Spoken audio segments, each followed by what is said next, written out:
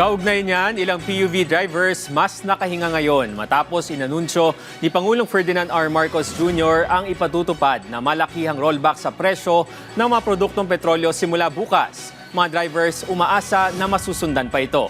Si J.M. Thompson sa sentro ng balita. Sa 2 dekadang pamamasada ni Rodolfo Badilla Jr., naging malalim na ang kanyang malasakit sa mga commuter. Kaya sa kabila ng sunod-sunod na pagtaas ng presyo ng diesel, tuloy pa rin ang kanyang biyahe. Kaya ngayong may big-time rollback, umaasa siya na magtutuloy-tuloy ito para bumalik na sa dati ang kanilang kinikita. Malaking bagay na sa amin mga driver. Sa 20 pesos rollback na yan. Sana mas babaan pa nila konti. Sana bumalik.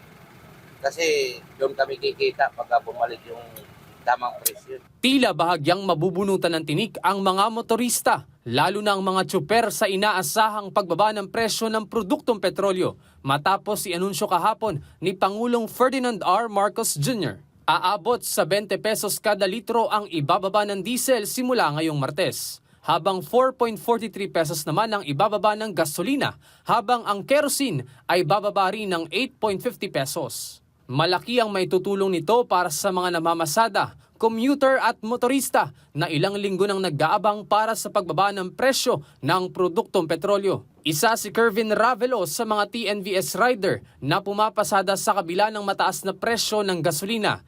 Dahil may 4 na anak, kailangan niyang ituloy ang pasada kahit mataas ang presyo ng gasolina.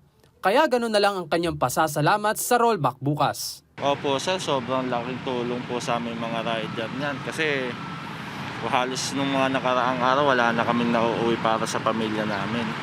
Ngayon, pag sobrang laki ng rollback, sobrang laking tulong po. Sobrang saya po. Kaugnay rito, ngayong darating na April 14, 15 at 22, magsisimula na ang special payout ng cash relief assistance para sa mga tricycle at jeepney drivers na hindi nakakuha noong unang payout. Bisitahin lamang ang official Facebook page ng DSWD para sa karagdagang detalye ng payout.